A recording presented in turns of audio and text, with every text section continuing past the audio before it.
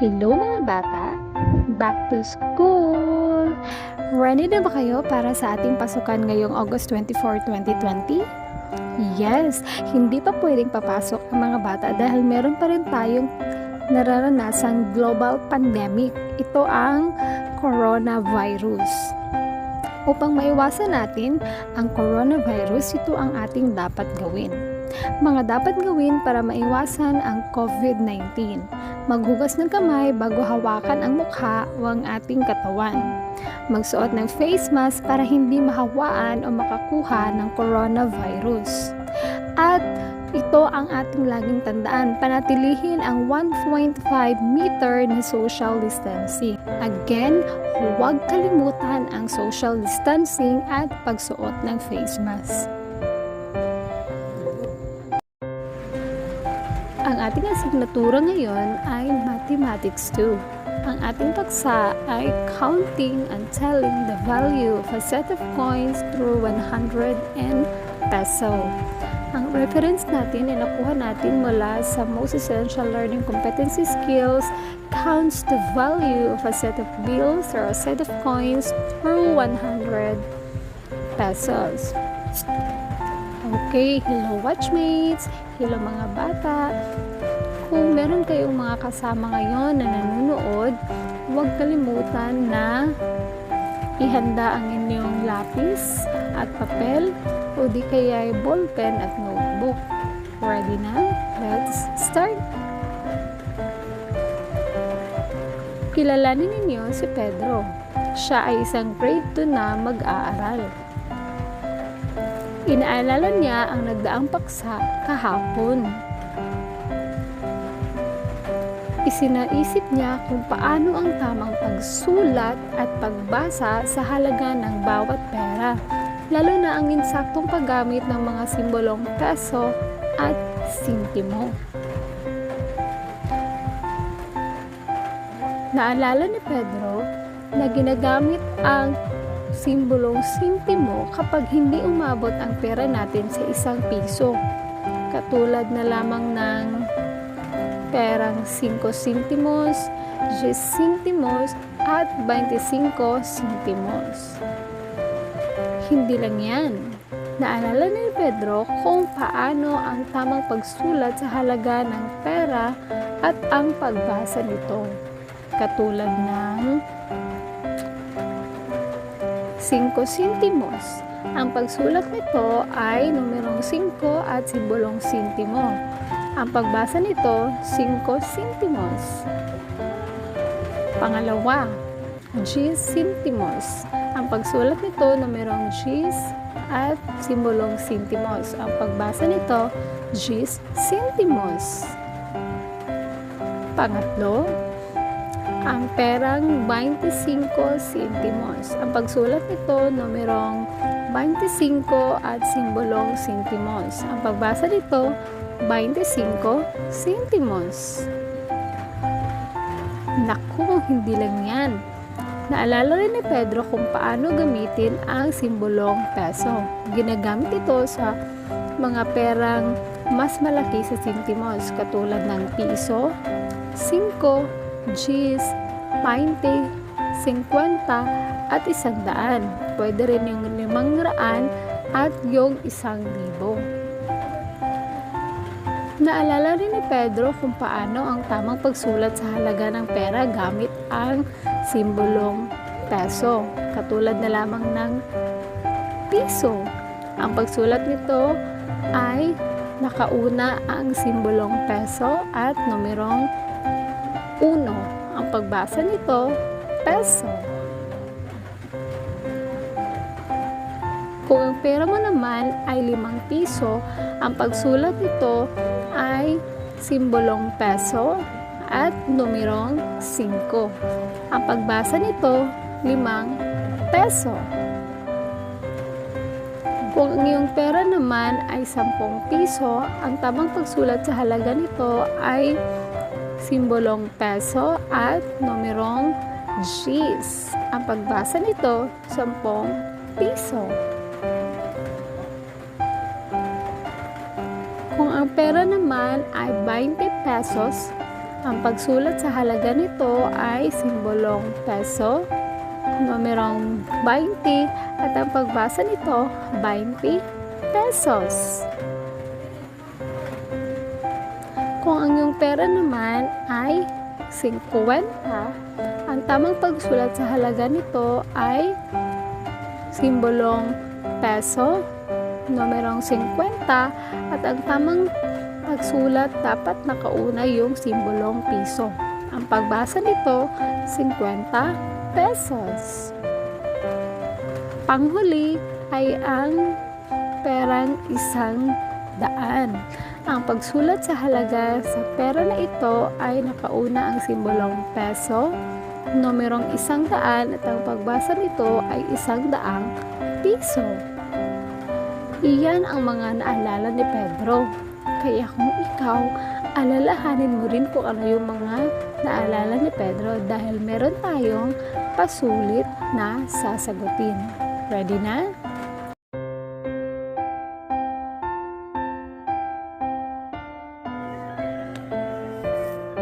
Mga bata, bago natin simulan ang bagong aralin sa araw na ito, atin munang balikan ang nagdaang paksa kahapon. Kahapon ay matagumpay nating natalakay kung paano ang tamang pagbasa at pagsulat sa halaga ng pera gamit ang simbolong peso at centavo. Para masukat natin kung naalala mo pa ang ating paksa sa nagdaang araw, sagutin mo ang mga sumusunod. Gawin. Piliin ang tamang pagsulat ng halaga ng pera. Una, 85 centimos equals blank. Piliin lamang ang titik ng tamang sagot. Is it letter A, letter B, or letter C? Magbibilang ako ng hanggang 5. Pagkatapos ng 5 segundo, dapat tapos na kayong nakapili ng inyong sagot. Ready? 1, 2, 3, 4, 5. Okay, time is up. Ating tingnan kung ano ang tamang sagot. Okay, ang tamang sagot ay letter B. Okay, next number. 75 centimos. Is it letter A, letter B, or letter C? In a count of 5, dapat tapos na kayong nakapili ng inyong sagot. 1, 2, 3, 4, 5. Okay, time is up. Ating tuklasin kung ano ang tamang sagot. Ang tamang sagot ay letter A. So, very good. Sige, proceed tayo sa ikatlong.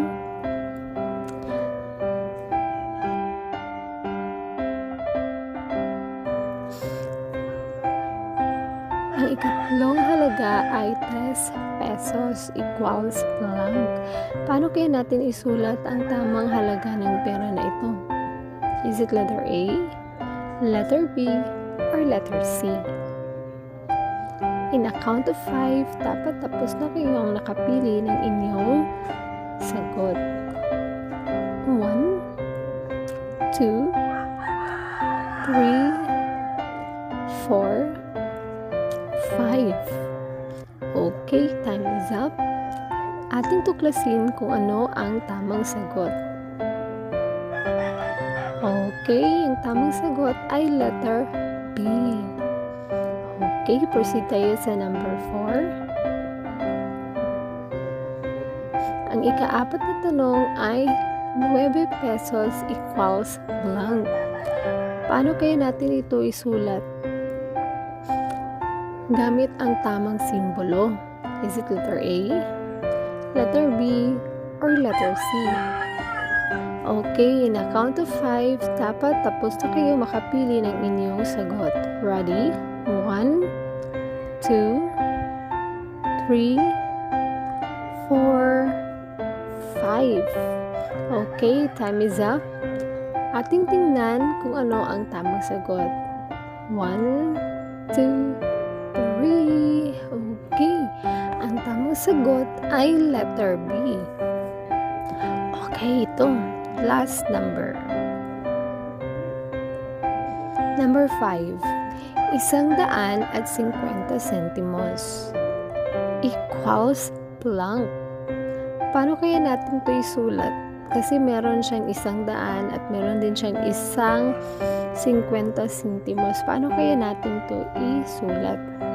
Is it letter A, letter B, or letter C?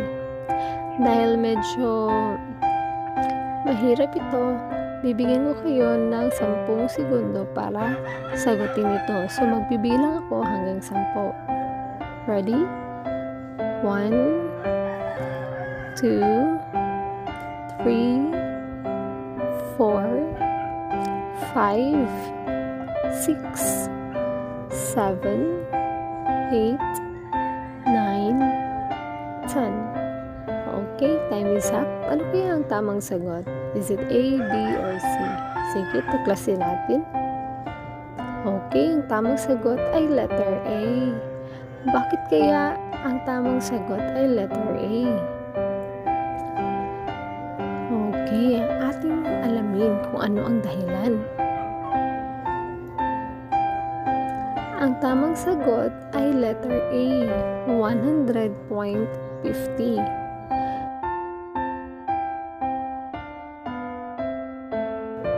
Ang tamang sagot ay letter A kasi mas malaki ang halaga ng 100 piso kaysa 50 sentimos. So, yan mga bata ang dahilan. Okay, sino sa inyo ang nakakuha ng perfect? Wow, sige, dahil perfect kayong lahat, proceed na tayo sa ating aralin ngayong araw. Ang ating aralin ngayon ay tungkol ni Edna at ang kanyang piggy bank. Sino sa inyo ang mayroong piggy bank? Ano ba ang ating inilalagay sa loob ng piggy bank? Yes, nilalagyan natin ito ng pera. Pero ating tuklasin kung ano ba ang inilalagay ni Edna sa kanyang piggy bank. Ready na kayo? Let's start. Si Edna ay isang mag-aaral sa Tumpagon Elementary School. Grade 2 na siya at sobrang hilig niya sa paghulog ng pera sa kanyang piggy bank. Yan kapag meron siyang sobrang pera mula sa kanyang baon sa eskwela. Nang mayroon silang proyekto sa paaralan, hindi na siya humingi sa kanyang magulang. Ang ginawa niya, binasag niya ang piggy bank para dito kukuha ng pera pambili sa kanyang proyekto. Ang tanong, magkano kaya ang laman ng piggy bank ni Edna? Sige, tuklasin natin. Yan, nabasag na ni Edna ang kanyang piggy bank. Pero ang problema, nagkalat ang pera. So ano kaya ang dapat natin gawin para hindi tayo mahirapan sa pagbibilang? Ating pagsamahin ang magkaparehong pera. Sige, gawin na natin. Una nating gagalawin ang 20 piso. Yan, pinagsama na natin ang 20 piso. Ngayon, pagsamahin naman natin ang tig 5 piso at 1 piso. Sige, bilisan natin. Yan, pinagsama natin ang piso at 5 piso. Yan, tapos na nating pagsamahin ang magkaparehong pera. Ano na naman ang ating gagawin para hindi tayo mahirapan sa pagbibilang? Bilangin naman natin kung tig-ilan ang bawat klase ng pera. Sige nga. Unahin natin ang 10 piso. Ilan pa ang 10 piso? Ready na kayong magbilang? Let's start. 1, 2. Meron tayong 2 piso. Bilangin naman natin ang 5 piso kung ilan ito lahat. 1, 2, 3, 4, 5, 6, 7, 8. So, meron tayong 8 tig-5 piso. Ilan kaya ang tig-1 piso? Sige, bilangin naman natin. 1, 2, 3, 4, 5, 6, 7. Okay, meron tayong 7 tig-1 piso. Pero ang tanong, magkano kaya ang halaga ng 10 piso? Magkaroon kaya ang total na halaga ng 8 piso? Kasali na rin kung ilan kaya ang total na halaga ng 7 piso. Sige, tuklasin natin. Ating idagdag ang 10 piso kung ilan ang kaniyang total.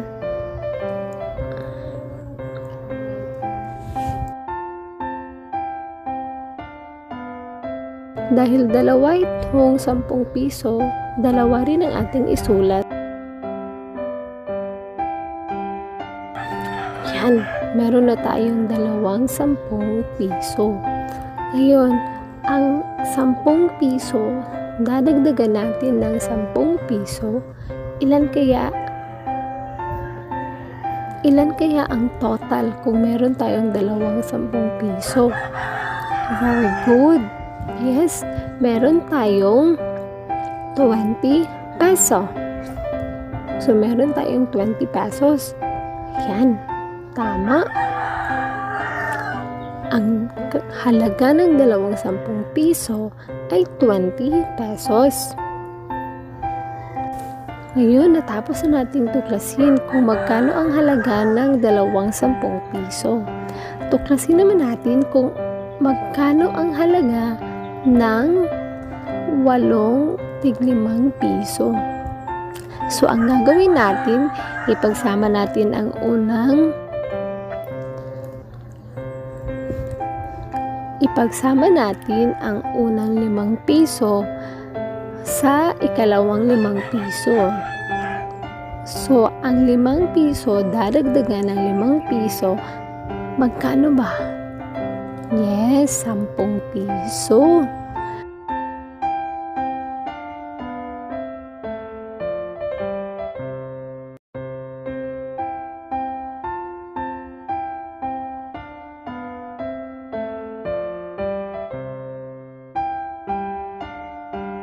Ngayon, ipagsama naman natin ang pangatlong 5 piso at pang-apat na 5 piso. Kapag ating idinagdag ang 5 piso sa 5 piso, ay meron tayong 10 peso. Gawin din natin sa pang-5 at pang-6. Kasali na rin ang pang-7 at pang-8 5 piso. So, 5 piso, dadagdagan ng 5 piso, meron tayong 10 peso. Ngayon, meron na tayong 4 na tig-10 piso.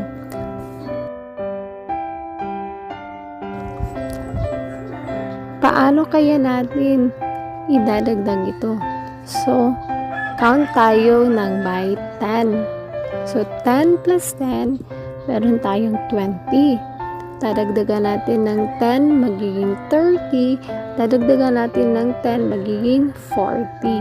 So, meron tayong 40 pesos. Yan. Tapos na natin natuklasan kung magkano ang halaga ng 8 5 piso. Atin namang bilangin. Idagdag natin ang tig-piso. So dahil tig-piso lang ito, bibilangin natin kung ilan lahat ang peso at yan na ang total na halaga nito. Sige, 1, 2, 3, 4, 5, 6, 7. So meron tayong 7 piso. Wow, ang daming laman sa loob ng piggy bank ni Edna. Pero ang tanong, magkano kaya kung ating idadagdag ang 20 pesos, dadagdagan ng 40 pesos, at dadagdagan pa rin ng 7 pesos? So, halika, ating alamin. 20, dadagdagan ng 40, tapos dadagdagan pa rin ng 7. So, magkano kaya? So, ang gagawin natin ngayon, ating i-total. So, ready na ba tayo? Dapat unahin natin yung mga ones na value. Tapos, saka natin i-add yung tens value. Sige, start na tayo. 0 plus 0 plus 7. So, ang 0 plus 0, diba? 0. So, ngayon, i-total natin agad kung ang 0 dadagdagan ng 7 ay magkano? Yes, 7. Kung ang 2 dadagdagan ng 4, magkano kaya? Very good. Yan ay 67. Tapos, dahil peso ito, 67 pesos, dapat ating gamitin ang simbolong peso. Yan. Ang total sa halaga sa loob ng piggy bank ni Edna ay 67 pesos.